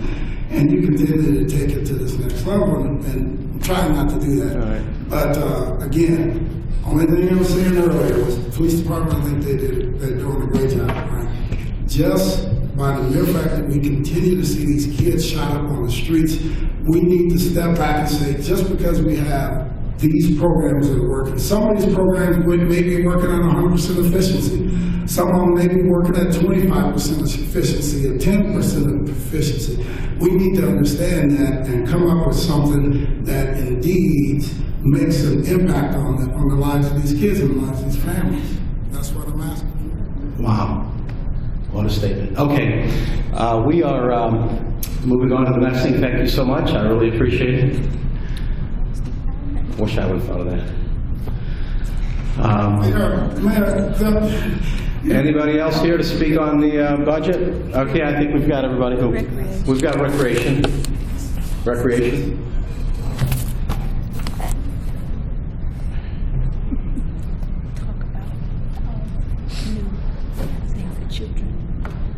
Dan Skillman, Recreation Commissioner. I mean, the Forestry Commissioner. I thought we had a recreation. We have recreation. Rights people's here too. I think it'd be. We have Parks, Recreation, and Forestry here. Yeah. Okay. As you're aware, Gary is out on medical leave, so I am here representing the director today. So, just wanted to address the Board of E&A and just say that, the budget we submitted this year is close to the targeted allocation that we were requested. I think the only area that we have a little bit of concern about is the budget was reduced for the Forestry Division by $100,000 for their per-performance employees that they use for cutting weeds and vacant properties. So that's one area we would like the Board of Estimate Apportionment to reconsider possibly in restoring that money to the Forestry Division. As far as the remaining operating departments in the department, we seem to be very happy with the allocation we received this year. Great. Good statement. Can you talk a little bit about the recreation program for our children this summer? Are we well funded so that our children that want to participate in recreational opportunities that the city offers, is there adequate programming and resources? I want to ask everyone to come up and speak to that point. Evelyn?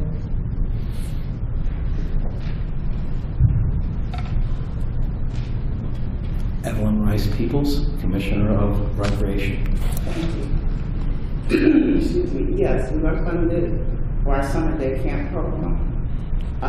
As in years past, it will be free, no charge. It is an all-day program.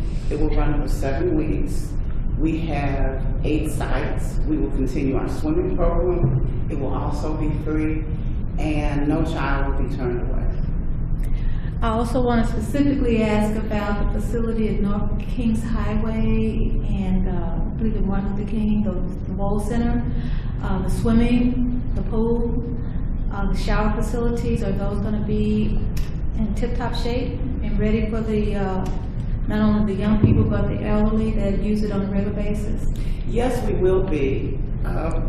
Madam Comptroller, it's always a balancing act because during the year, there's a water aerobics class. I actually attended myself, and it's for those of us that are 30 plus and attempting to stay in shape and be aerobic, and it's a nice warm atmosphere, the water.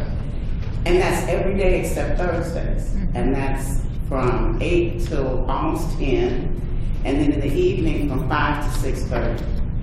During just the 7 weeks of summer day camp, we have not been able to accommodate the morning water aerobics class because we have children from Woles Day Camp, as well as other day camps who do not have a pool, come to the Woles pool. And our seniors aren't happy about it. And one of the things that I have done to try and accommodate is we get funding from Community Development Agency, and we pay for most of our summer swim program through that funding. And we're looking to increase the portion that we allocate so that we can hire additional lifeguards and run maybe every other day for the seniors to have their time, and then in between working all our children, as well as adults who don't know how to swim, and the recreational swim. Dance people did a really good job. The shower room has been renovated, all new lockers, all the showers are working. We have the plugs for people to bring their hair dryers and so on. We have the privacy curtains up. I think everything in the shower is fine. The locker room is fine. It's just the aggravation that the seniors and anyone who have an opportunity to come to Wold, and also over, we have at Cherokee and at Tandy, but at Wold we probably have 80 to 90 seniors every day in the water. And so when we have to cut their time just for these 7 weeks, they really get annoying. Okay.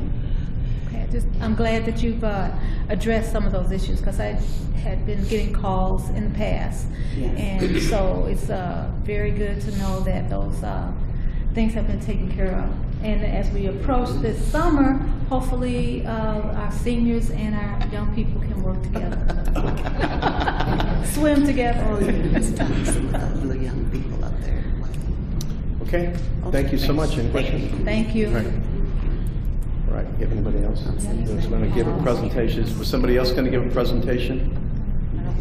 Okay, I know we have an alderman here, and what do you want to say something about the budget, or, okay, then we'll be happy to listen to an alderman.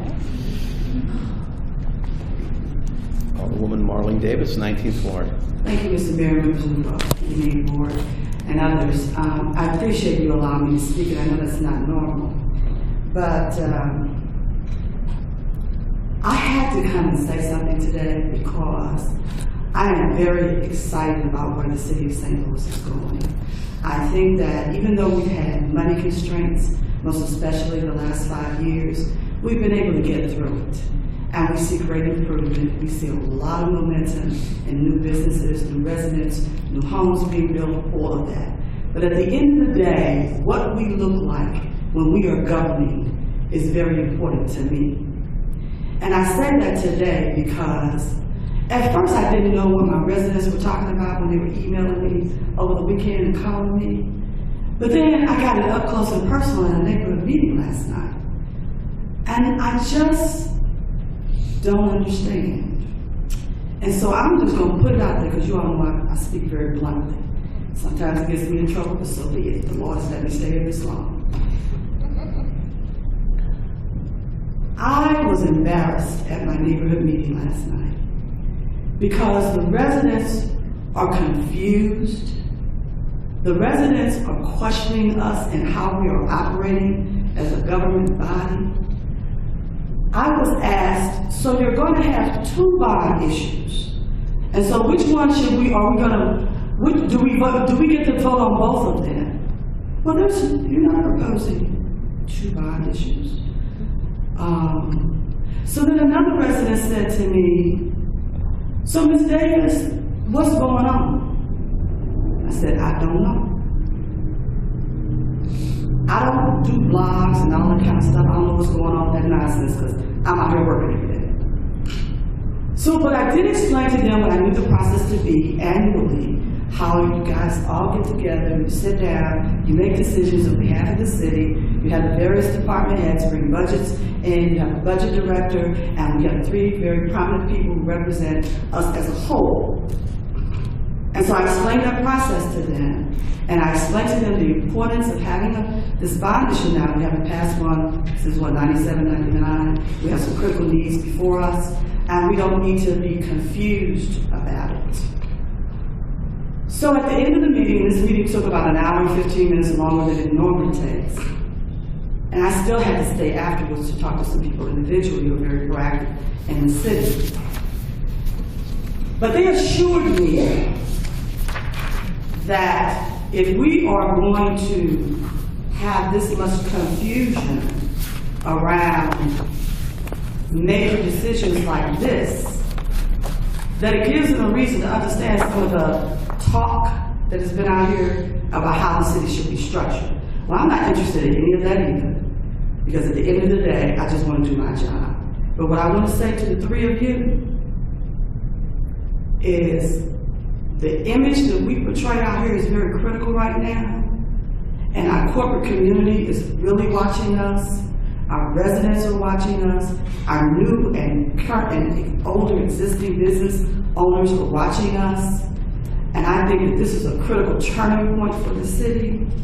And so what I'd like to do is, I'd like to ask you to somehow find a way to present a unified front on behalf of our city at this moment. I don't need this in my life, okay? My job is hard enough. And I think I do a darn good job on behalf of the city. So what I want to say to you is, people are doing the best they can do to continue to live in the city of St. Louis, to do the right things on behalf of the city of St. Louis. We have more community participation of residents and business owners than we've had in years when we go to our neighborhood meetings and stuff. It is phenomenal what is happening right now. But we have to be right too. So we have, and let's even go back to the Board of Aldermen. When I came in Monday, everybody, what y'all talking about? I don't even, cause see, I'm not in that. I'm not in the clique. Everybody know how independent I am. Don't come to me with your nonsense. So here we are. They don't know what's going on except what they read somewhere when it was published. Because there's been no conversations with us. We knew what came out of this body we thought to be the understanding. And so then even on Tuesday, there was no explanation given to us. And so if this body, the 28 plus 1, have no communication and no understanding, I'm gonna beg somebody to stand up and do this, okay? Because they brought up our comptroller. You know, this comptroller is phenomenal.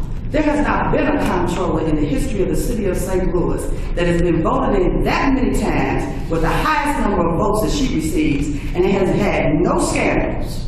They respect our comptroller. So they said, well, do we need to call Darlene Green and find out what's going on?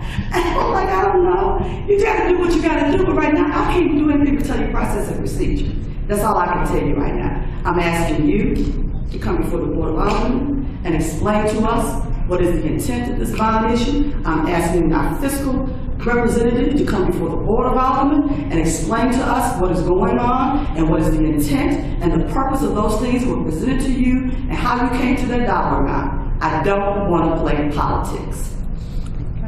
Thank you very much. Thank you, Ms. Davis. Alderman, I just want to say thank you so much for your concern, and I agree with you wholeheartedly in what you're saying. This body needs to work together better. We need to be on one page. We're not going to always agree on everything, but it's how we conduct ourselves is very, very important, and I was as surprised as you were. So I just want to thank you so much, and we'll move on. No, we're not going to move on. We're going to answer this. You think this is one of the most obscene things I've seen in years. Talking about we don't want to play politics, and this is all politics. No, this is me. Talk to me. Hold on a second. This is me. I haven't had a conversation yet. I'm chastising the three. I'm talking to you both. Talking to you both. I'm talking to you both. Excuse me, sir. As the attorney here representing Ms. Green, I'm going to have to ask the members of the board. Are you a member of this body? I am a lawyer here representing Ms. Green, and I'm going to have to ask. Okay, let me settle this right here. This discussion is now out of order. It is out of order. This is not pertaining to the budget before us. Thank you so much for your remarks. We will take it. And at this point, I will entertain a motion to adjourn this meeting. Motion to adjourn the meeting. I make a motion to adjourn the meeting. Second? It's been moved and seconded in discussion. All those in favor indicate by saying aye. Aye. No.